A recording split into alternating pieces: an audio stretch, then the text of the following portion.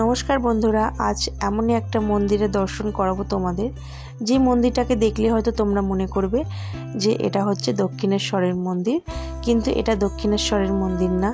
এটি হচ্ছে দক্ষিণেশ্বরের আদলে তৈরি আরেকটি মন্দির, যেই মন্দিরের প্রতিষ্ঠাতা হচ্ছে স্বয়ং রানী রাসমণির ছোট মেয়ে জগদম্বা দাসী। তো এই মন্দিরটি হচ্ছে ব্যারাকপুরের টিটাগড়ে। তো এই মন্দিরটা হচ্ছে একটি অন্নপূর্ণা টেম্পল। তো এই মন্দিরটিতে তোমরা কিভাবে আসবে, কোথা থেকে আসবে, আর কখন আসলে সন্ধ্যা আরতি দর্শন করতে পারবে, তো সবটাই আজ তোমাদের সঙ্গে শেয়ার করব।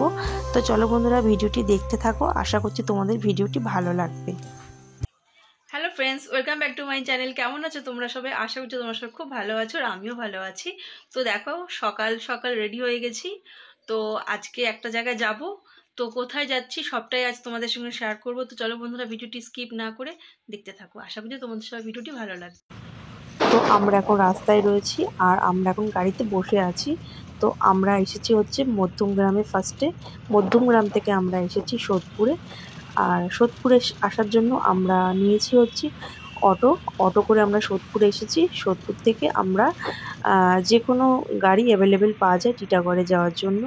তোমরা যদি ট্রেনে করে আসো তো তোমরা শিয়ালদা বা দমদমে আসলে, ব্যারাকপুর লোকালে আসলে ব্যারাকপুরে নেমে তোমরা ওখান থেকে টোটো গাড়ি পেয়ে যাবে, বা টোটো বা অটো যে কোনো গাড়িতে করে তোমরা চলে আসতে পারবে টিটাগড়ে। তো দেখো, আমরা মন্দিরে চলে এসেছি। তো আমরা গিয়েছিলাম মানে বিকেল দিকেই বেরিয়েছিলাম। তো এসে দেখছি একদম অন্ধকার হয়ে গেছে।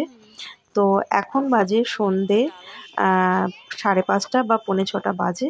তো দেখো, মন্দিরের বাইরেটা একটু লাইট জ্বলছে, আর মন্দিরটা দিনের বেলা খুবই অসাধারণ লাগে।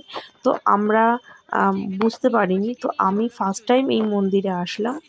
তো সবাই তো দিনে আসে, আমি নাই রাতেই মায়ের দর্শন করি। তো সন্ধ্যা আরতিটা তো সব সময় সব জায়গায় দেখা সম্ভব হয়ে ওঠে না। তো বিকেলের দিকেই আমরা একটু বেরিয়েছিলাম।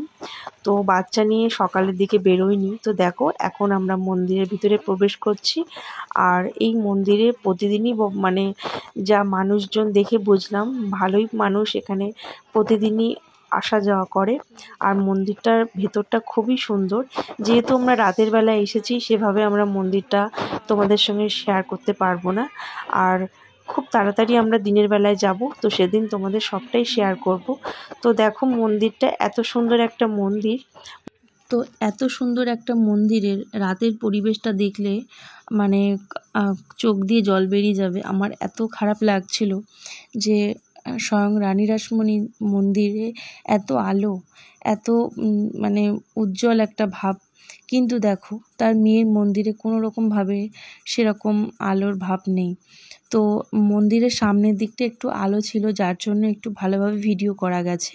তো দেখো, অনেক মানুষই সন্ধেবেলার দিকে এসেছে, মানে সন্ধ্যা আরতি দর্শন করবে বলে। তো আমরা এখন একটু বসে আছি, যেহেতু সন্ধ্যা আরতি একটু দেরিতে। আর আমরা তো গিয়েছিলাম বিকেল 5টা 5:30টার দিকে। আর যেহেতু একটু ঠান্ডার সময়, যার জন্য মনে হচ্ছে যেন অন্ধকার, অনেক রাত হয়ে গেছে। তো শুনলাম যে 6:30টার সময় সন্ধ্যা আরতি হবে। তো ভাবলাম যখন এসেছি একবার, তো সন্ধ্যা আরতিটা একটু দর্শন করেই যাই। তো সবাই তো দিনের বেলা আসে, অনেক কিছু শেয়ার করে, আমি নাই সন্ধ্যেবেলার সন্ধ্যা আরতিটাই শেয়ার করি। অনেক বন্ধুরা তো সন্ধ্যা আরতি দেখতে পায় না।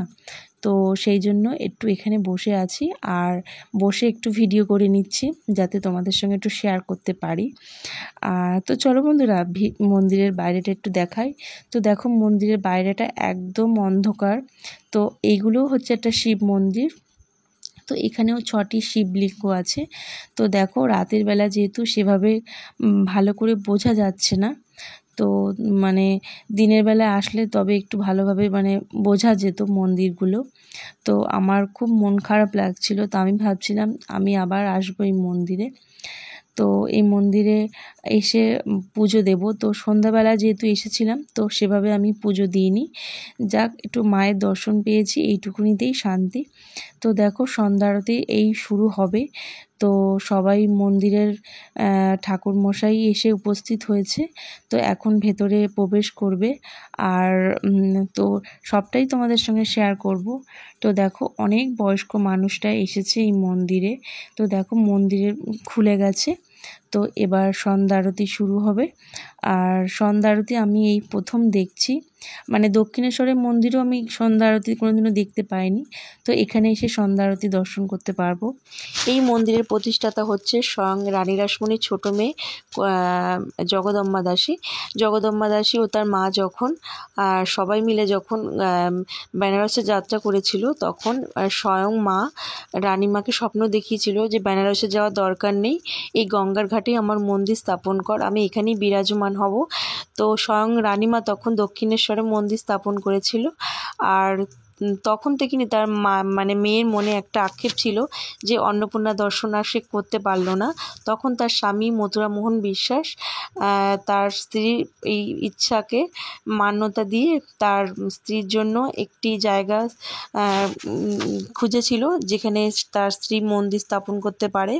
তো মন্দির স্থাপনের আগেই তার স্বামী মারা গিয়েছিল, কিন্তু তার ছেলেরা সবাই মিলে এই মন্দিরের হাতে মানে মন্দিরের কাজ করেছিল। আর এই মন্দির স্থাপন করার আগে অনেক সমস্যা হয়েছিল, মানে মানে আগেকার সমাজে যা হতো, তা এই মন্দির অনেক ইতিহাসের সাক্ষী। তো চলো বন্ধুরা, আরতিটা একটু দর্শন করে নেওয়া যাক।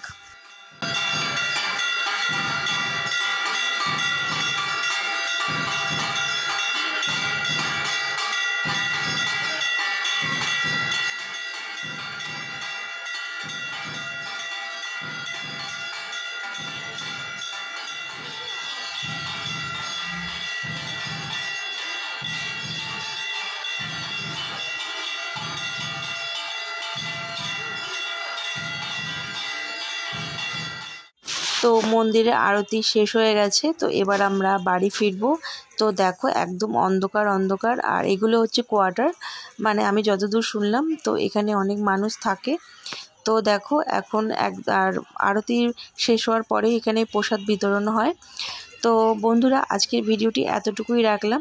যদি ভালো লেগে থাকে তবে একটা লাইক করো, একটা কমেন্ট করো, আর যারা এখনও পর্যন্ত আমার চ্যানেলটিকে সাবস্ক্রাইব করোনি তারা প্লিজ আমার চ্যানেলটিকে সাবস্ক্রাইব করে আমার পাশে থাকো, আর যাতে কোনো ভিডিও আসলে তোমাদের কাছে নোটিফিকেশান চলে যায়। তো আজকের মতো ভিডিওটি এখানেই এন্ড করলাম। তো আবার অন্য কোনো ভিডিও নিয়ে অন্য কোনো সময় আবার অন্য কোনো জিনিস নিয়ে তোমাদের সামনে উপস্থিত হব। তো আজকের মতো টাটা।